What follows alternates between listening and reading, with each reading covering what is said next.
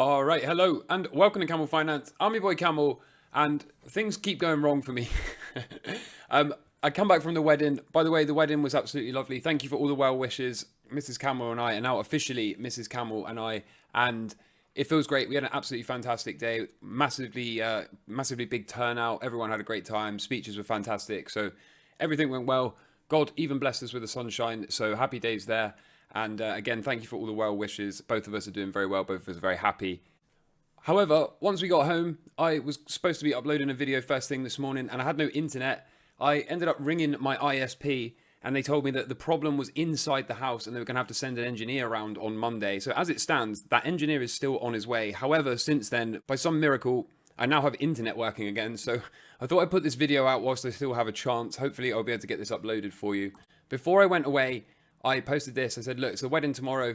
I'm going to the barbers and then to the pub. Whilst I was in the barbers, we seemingly got ETF approval for the Grayscale Bitcoin Trust.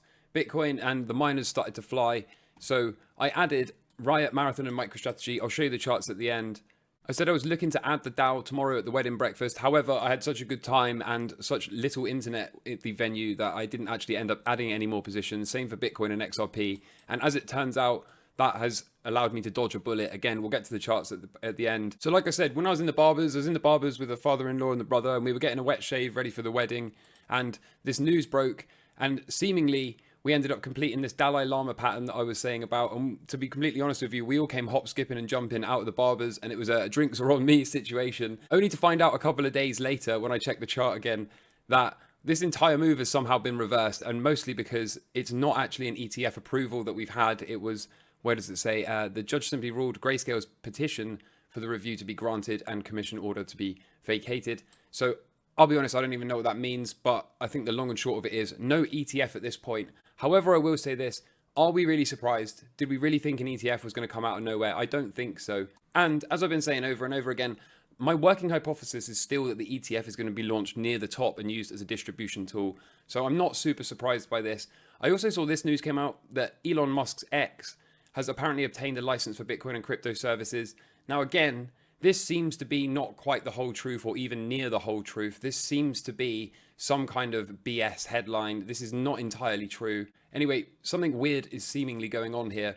We then had the SEC come out and delay the decision on all of these guys' ETFs, and they also delayed BlackRock's spot Bitcoin ETF. So again, all of that kind of feeds into that working hypothesis of mine. All of this kind of suggests that we're still going to see the market run up and then launch these ETFs much closer to the top than the bottom. All the open interest that piled in after the Grayscale announcement has been fully wiped out. And we still have several soft deadlines for the ETF filings over the next few days. So maybe we're going to see these completed, or like I said, maybe we're going to see the price run up a bit higher before and then they'll use them as a distribution tool. As ever, we'll keep taking it one day at a time. There's good news out of Hong Kong because they've officially launched their first Bitcoin and crypto trading platform. So happy days there at least. James here also spotted that people are starting to accept Bitcoin for rent. So this is a legitimate rental advertisement and the landlord is happy to accept 0.13 Bitcoin a month fixed price. So that's pretty cool, right?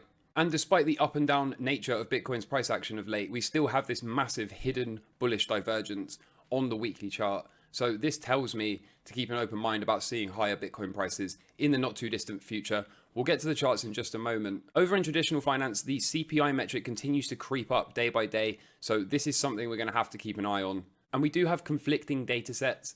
As you can see, if we look at the VIX with the moving average ribbons, you can see this look here, here, here, and here are very similar to prior times where the stock market, the S&P 500, went on massive advances shortly thereafter. So this is suggesting that we have probably got a lot of upside left ahead of us.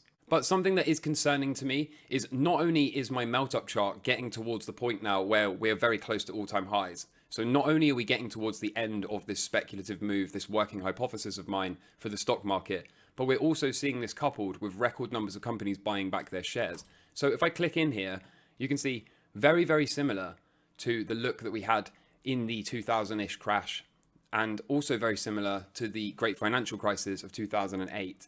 So this to me says the end could well be not too far away from us now. This to me says this whole melt up chart, in fact, let me pull it up for you. This to me says we're closer perhaps to the end of this move than the start of it. Again, it's a one day at a time process. For now, we're still breaking out. So we'll do the chart since we're here. I want to start off with the dollar. So here's the dollar. Is this the deviation before we start to make our way down to the mid 90s? Is that going to fuel the final portion of the rally? As it stands, this is still a bullish structure until we can close back below both this pink line and this blue horizontal here. So there's a bit of work to do, but of course, if we can get down below about 102.5, 102.6, then we should be able to see this run, or this fall, I should say, down to the mid 90s, and that of course should coincide with a big risk on moment in risk assets. The S&P 500, as you can see, this trade has worked out just fine. So we used the cycle lows and we used the first line of repair to get in. We managed to read the chart well when we got the higher low. That was our subtle tell that the market wanted to move higher. And for now, we're long, we're strong, and we see what the market can give. It's the same situation with the Nasdaq, isn't it? And not only that, but we've broken out, notice, of the final line of repair in blue. So this is bullish. We're also back above this yellow trend line. Again, also very, very bullish.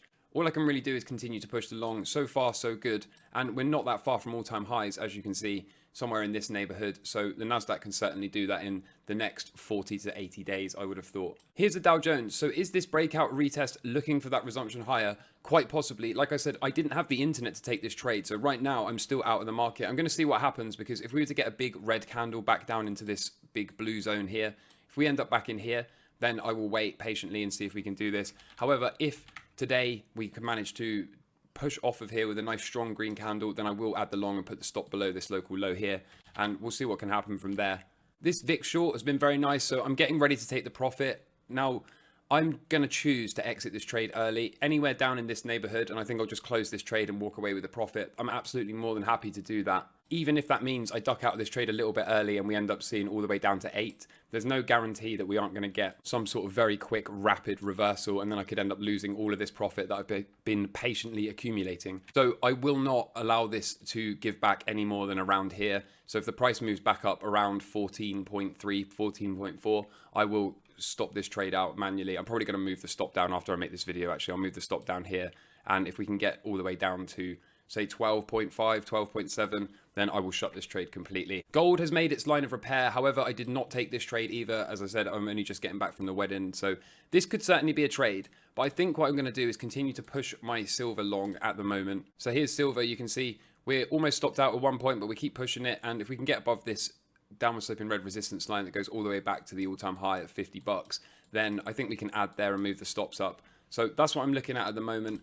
I also would have liked to add the miners, but again, like I said, I've been busy. Sometimes life gets in the way. So no miner position for me. Same is true of the junior miners. That could have been a brilliant trade, but again, I wasn't here. So what can you do, right?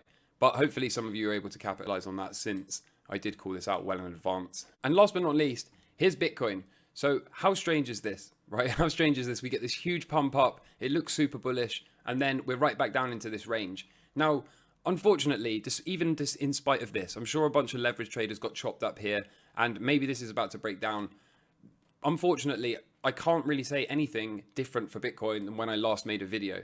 Everything I said back then still holds. So this is still a cycle low, and it's still valid unless we take it out. The range break in yellow, we're still above that, so we're still bullish. I cannot be bearish until we start closing daily candles below the yellow horizontal. We're still comfortably above the prior cycle, so can't really say much is bearish about that either, even though a lot of people will be thinking this is a terrible situation. Really, you could still think of this as a completely sideways move.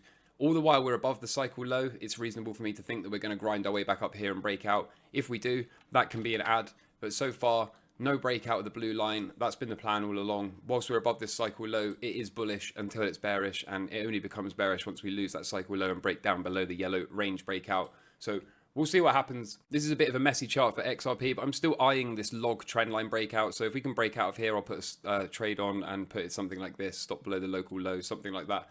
But it hasn't broken out yet, so keeping an eye on this, and that's a log trend line, by the way. And then moving over to these, I added this position before I went away. I think you already knew that. So we'll see. Can we continue to push? Will this end up getting stopped out? That is up to the market to let me know. MicroStrategy, like I said, I added in the barbers, perhaps a little bit prematurely. Maybe we should have waited for the second technical repair, but we did get a first technical repair, so it is what it is. I also added Riot back, and this trade I don't feel very comfortable with. Sat right around break even at the moment. But all the while we are not stopped out, then the trade is valid. So we'll keep pushing this. And I also added Marathon. Again, if I had the chart properly in front of me like this, then it's quite obvious, isn't it? This is just a natural move back into resistance in red and is currently being rejected off of that. But you could also argue that we have a upward sloping blue support line touch. So buying at support with a stop just below is also a valid trade. Again, all I can really do is say the structure of Bitcoin is bullish until it loses those lows. And so we're going to continue to do what we've been doing, and that is stacking positions ready for what I assume will be the next Bitcoin bull market. And so to finish up on this chart, again, you can see that cycle low was made inside the window. We started to look like we were going to catch this fractal back up, didn't we? And now we're starting to deviate away. So it's still too early to tell. If we were to do this for a full 60-day cycle, we will have to scratch this one off. But it certainly could turn around and do something like this over the coming days and weeks. So unfortunately, I'd love to be able to say I know what's going on. I'd love to be able to say we have a clear invalidation and we can go to plan B. And I'd also love to be able to say that we have a clear validation and this is still correct. But as it stands, nobody knows. A lot of people would like to tell you they know, but nobody knows. So we just need to see more candles. I am getting a bit fed up of being trolled by Bitcoin's price action. But remember, the markets have this way of wearing you down, of messing with your mind, of really draining all of your energy and capital, right up to the point where you throw in the towel and quit, only for the market to then decide, now it's time to make our move. So be patient, have a plan, stick to it. And as ever, we take it one day at a time. So I've still got internet. Hopefully that means I can get this uploaded for you. Hopefully you enjoy this. My plan, as always, is to come back tomorrow morning and put out a weekend close TA deep dive video, as always, ready to deal with the week ahead of us. If, however, for some reason this internet dies again and I don't upload tomorrow, that will be the reason why. To be completely honest, that video is not going to be super different from this one anyway. So hopefully you enjoyed that. Hopefully I'll be back tomorrow, and next week we should be relatively back to a normal upload schedule. In the meantime, enjoy your weekend. Take care from me. All the best. Cheers. Bye.